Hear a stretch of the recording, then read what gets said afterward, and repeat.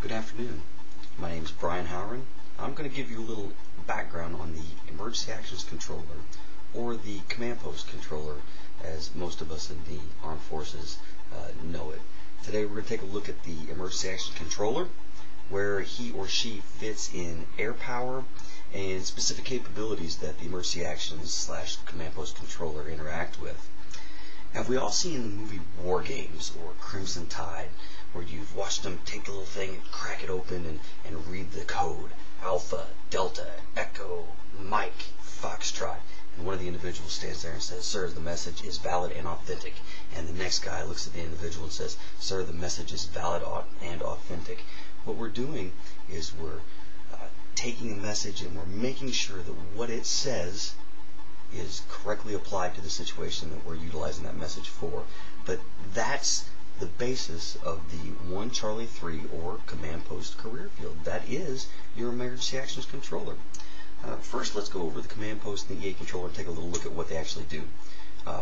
We do emergency actions. Now, that breaks down into a couple different areas that we're going to go over. First of all, things like generation messages, where we'll take an aircraft that's set up for daily flying capabilities and we'll generate it to a wartime status, and it can carry conventional strikes out and hit the targets that we select for it. Next, let's look at defense condition messages. Now, these are the ones that most people are aware of. Things like war games, where you see the big numbers 1 through 5 and they move up the board, and we move our defense condition to better support our wartime capabilities. That's realistically what we do. One of the other things we do is deployment messages. If we were taking an entire unit and deploying somewhere, that message would come down to the command post. They would break that message, they would deliver it to the proper individuals, and we would get that unit moving in the right direction towards deployment. So real quickly, we've taken a glimpse of some of the emergency actions responsibilities of the EA or Command Post Controller. So let's take a look now at the airspace function that the Emergency Action Controller deals with and supports. Air and space functions, Command Post, big words that we use. One of the things that we like to do is we like to claim that we have information superiority. Realistically, we do pretty much across the spectrum. So the things that we utilize are Milstar or AFSAT satellites that utilize communications equipment to keep our enemies from knowing what emergency actions we're trafficking, what we're passing through those systems, and how we're getting our forces to respond in different ways. Another one of the air and space functional things that we support is global attack. If you look at the capabilities of the Air Force, the Emergency Actions Controller really controls the response of our long-range bombers, how quickly we get our crews out there to go out and strike the targets. Now, when you look at global attack, realistically, we're looking at a couple of airframes. We're looking at the B-1, the B-52, and the B-2.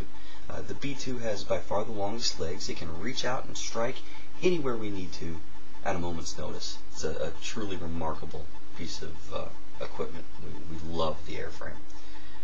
Now, we've looked at the Emergency Actions Controller's specific air and space functions that they support. Now let's look at some specifics of strategic attack. Just like I said, the B-2, what a wonderful airframe.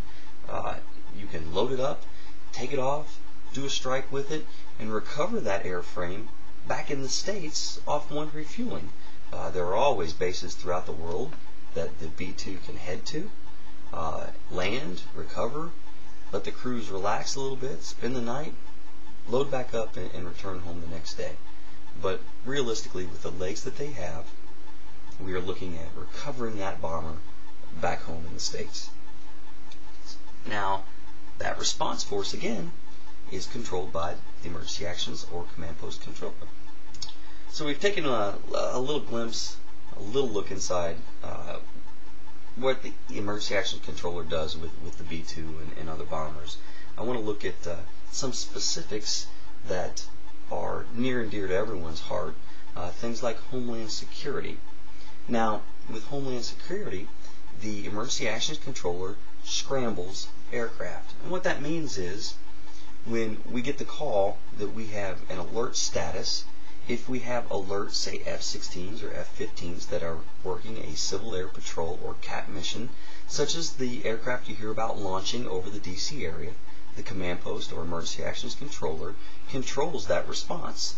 They're the individuals that are contacting those crews, putting them in the aircraft and telling them they need to go as quickly as possible. Another thing is force protection. With force protection, we look at FPCON or force protection condition changes. Those are things that come down or are directed by commanders basically to protect us, to protect the military member and the things that we're doing at the time to make us more robust in the ability to respond to other situations. Now, with that in mind, if you think about the individuals that are in Iraq, one of the primary ways that those individuals get notified of, say, incoming Scud missiles, things like that from the first Gulf War, was a speaker system called the Giant Voice. Now, we have another system that would notify us that we have an inbound missile or an attack is coming, and it's our responsibility as the Emergency Actions Command Post Controller to get on that system and to notify the base, to put those individuals in bunkers, to get their heads covered, and to keep them as safe as we possibly can. So it's a very critical, very important position. So now, after some of the things we've gone over, it should be a little more clear the role the Emergency Actions Controller plays in keeping our homeland and the military members safe. So what we've done today is we've discussed the Emergency Actions Controller, two specific air and space functions that the EA Controller or Command Post Controller have: information security, global attack, the specific function in strategic attack, and how the Emergency Action Controller fits into homeland security and force protection.